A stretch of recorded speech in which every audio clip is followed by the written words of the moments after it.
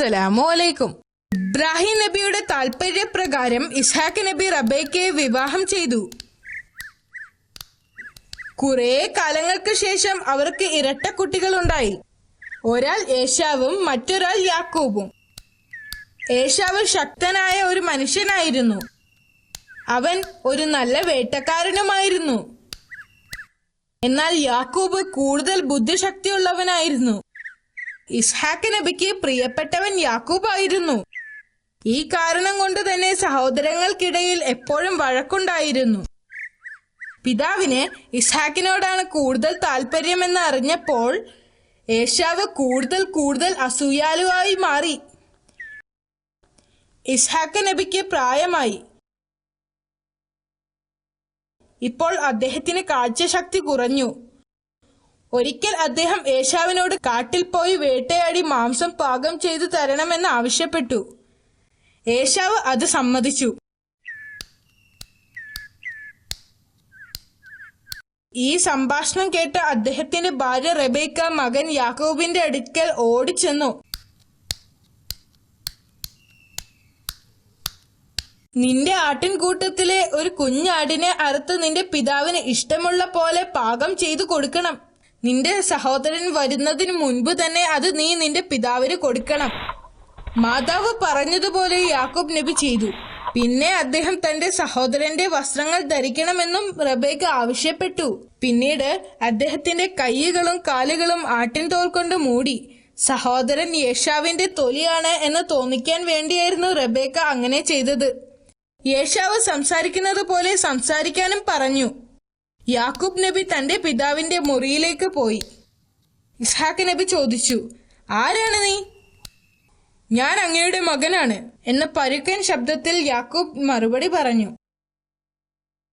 ഇസ്ഹാഖ് നബി ഭക്ഷണം കഴിക്കാൻ തുടങ്ങി. ഭക്ഷണം കഴിച്ചതിനു ശേഷം അദ്ദേഹം യാക്കോബിനെ അനുഗ്രഹിച്ചു.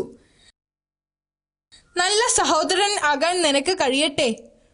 കൂടാതെ എന്റെ സമുദായത്തിന് നീ ഒരു നല്ല നേതാവുമായിരിക്കട്ടെ. അനുഗ്രഹിച്ചു കഴിഞ്ഞ് ഉടൻ തന്നെ യാക്കോബ് നബി മുറിയിൽ നിന്നും പുറത്തു കടന്നു. കുറച്ചു കഴിഞ്ഞു താൻ വേട്ടയാടി പിടിച്ച മാംസവുമായി ഏശാവ് ഇസ്ഹാഖ് നബിയുടെ മുറിയിലേക്ക് കടന്നു. അപ്പോൾ അദ്ദേഹം ചോദിച്ചു, എന്താണിത്? ഇത് ഞാൻ അങ്ങേക്ക് വേണ്ടി കൊണ്ടുവന്ന മാംസമാണ്. ഇസ്ഹാഖ് നബിക്ക് ഒന്നും മനസ്സിലായില്ല. അപ്പോൾ കുറച്ചു മുൻപ് നീ എനിക്ക് ഭക്ഷണം തന്നില്ലേ? ഞാൻ നിന്നെ അനുഗ്രഹിച്ചതുമാണല്ലോ. ഇല്ല, ഞാൻ ഇങ്ങോട്ട് വന്നിട്ടില്ലായിരുന്നു. ഏശാവ് പറഞ്ഞു. ഏശാവിന് താൻ കബളിപ്പിക്കപ്പെട്ടതായി മനസ്സിലായി. തന്റെ സഹോദരനെ കൊല്ലാനുള്ള ദേഷ്യം ഏശാവിന് വന്നു. ഇത് കേട്ട് റബേക്ക ഉടൻ തന്നെ യാക്കോബിന്റെ അടുത്തേക്ക് ചെന്നു പറഞ്ഞു, യേശാവിന്റെ ദേഷ്യം തീരുന്നതുവരെ ഹരാനിലെ എന്റെ സഹോദരനായ ലബാനിന്റെ അടുത്തേക്ക് ചെന്ന് നിൽക്കണം. യാക്കോബ് കുടുംബാംഗങ്ങളെ പിരിഞ്ഞ് ഹരാനിലേക്ക് യാത്രയായി. അദ്ദേഹത്തിന് ചുട്ടുപഴുത്ത മരുഭൂമിയിലൂടെ യാത്ര ചെയ്യേണ്ടി വന്നു. ഒരു വൈകുന്നേരം അദ്ദേഹം നടന്നു വളരെ ക്ഷീണിതനായി. അല്പം വിശ്രമിക്കാൻ തീരുമാനിച്ചു. ശേഷം ഒരു കല്ലെടുത്ത് തലേണയാക്കി വെച്ചു അദ്ദേഹം വിശ്രമിച്ചു. ആ രാത്രി അദ്ദേഹം അത്ഭുതകരമായ ഒരു സ്വപ്നം കണ്ടു. അദ്ദേഹത്തിന്റെ സ്വപ്നത്തിൽ സ്വർഗത്തിൽ നിന്നും ഒരു ഏണി ഭൂമിയിലേക്ക് ഇറങ്ങി വരുന്നതായി കണ്ടു. മലക്കുകൾ അതിലൂടെ താഴേക്കും മുകളിലേക്കും പോകുന്നുണ്ടായിരുന്നു. അപ്പോഴാണ് ഭാവി തലമുറയ്ക്ക് വേണ്ടി അല്ലാഹു സുബ്ഹാനഹു വ തആല യാക്കൂബ് നബിയെയും ആ പ്രദേശത്തെയും അനുഗ്രഹിച്ചതായി മനസ്സിലാക്കിയത്. പ്രവാചകൻ ഉറക്കമുണർന്നപ്പോൾ അദ്ദേഹത്തിന് അത് വെറും ഒരു സ്വപ്നമല്ലെന്നും അല്ലാഹു അദ്ദേഹത്തെ അനുഗ്രഹിച്ചതായും അദ്ദേഹം മനസ്സിലാക്കി. തന്റെ കുടുംബത്തെ സുരക്ഷിതമായി മടക്കി നൽകിയാൽ അല്ലാഹുവിന് വേണ്ടി ഒരു പള്ളി പണിയുമെന്ന് അദ്ദേഹം പ്രതിജ്ഞ ചെയ്തു. കൂടാതെ തന്റെ സ്വത്തിന്റെ 10-1 നൽകാമെന്നും വാഗ്ദാനം ചെയ്തു. ഈ സ്ഥലമാണ് പിൽക്കാലത്ത് ജെറുസലേം എന്നറിയപ്പെട്ടത്. നബി തലേണയായി ഉപയോഗിച്ച കല്ലിൽ അദ്ദേഹം എണ്ണ പുരട്ടി. പിന്നീട് എപ്പോഴെങ്കിലും വരുമ്പോൾ സ്ഥലം മനസ്സിലാക്കാൻ വേണ്ടിയായിരുന്നു ഇത്. അടുത്ത ദിവസം രാവിലെ യാക്കൂബ് നബി ഹരാനിലേക്ക് യാത്ര തിരിച്ചു. അനവധി ദിവസം യാത്ര ചെയ്തതിനു ശേഷം അദ്ദേഹം ഹരാനിലെത്തി. യാക്കൂബ് നബി തന്റെ അമ്മാവനായ ലബാനെ കണ്ടു. അത് തന്റെ സഹോദരിയുടെ മകനാണെന്ന് അറിഞ്ഞപ്പോൾ ലബാന് വലിയ സന്തോഷമായി. അദ്ദേഹം യാക്കൂബ് നബിയെ വീട്ടിലേക്ക് ക്ഷണിച്ചു. ലബാന് 2 പുത്രിമാരുണ്ടായിരുന്നു, ലേഹയും റാഹേലും. നീണ്ട 20 വർഷത്തോളം യാക്കൂബ് നബി ഹരാനിലെ അമ്മാവനായ ലബാനെ സഹായിച്ചുകൊണ്ട് കഴിഞ്ഞു പോന്നു. പ്രവാചകന്റെ കഠിനാധ്വാനം കാരണം ലബാനിന്റെ സമ്പത്ത് വളരെയധികം വർദ്ധിച്ചു. എന്നാൽ യാക്കൂബ് നബിക്ക് തന്റെ കുടുംബത്തെ കാണാൻ വളരെയധികം ആഗ്രഹം തോന്നി. ഒരിക്കൽ യാക്കൂബ് നബിയോട് തന്റെ രാജ്യത്തേക്ക് മടങ്ങാൻ അള്ളാഹു ആവശ്യപ്പെട്ടു. അദ്ദേഹം അമ്മാവന്റെ അടുത്ത് തനിക്ക് തിരിച്ചു നാട്ടിൽ പോവാൻ സമ്മതം ചോദിച്ചു. നീ എനിക്ക് വേണ്ടി ഒരുപാട് അധ്വാനിച്ചിട്ടുണ്ട്, അതിനു പകരമായി കൂടെ കൊണ്ടുപോകാൻ നിനക്ക് എന്ത് വേണമെങ്കിലും ആവശ്യപ്പെട്ടോളൂ, ലബാൻ യാക്കൂബ് നബിയോട് പറഞ്ഞു. പുള്ളികളുള്ളതും കറുത്തതുമായ ഈ വർഷം ജനിച്ച ആട്ടിൻ കുഞ്ഞുങ്ങളെ എനിക്ക് വേണം, യാക്കൂബ് നബി പറഞ്ഞു. ലബാൻ അദ്ദേഹത്തിന്റെ ആവശ്യം സമ്മതിച്ചു.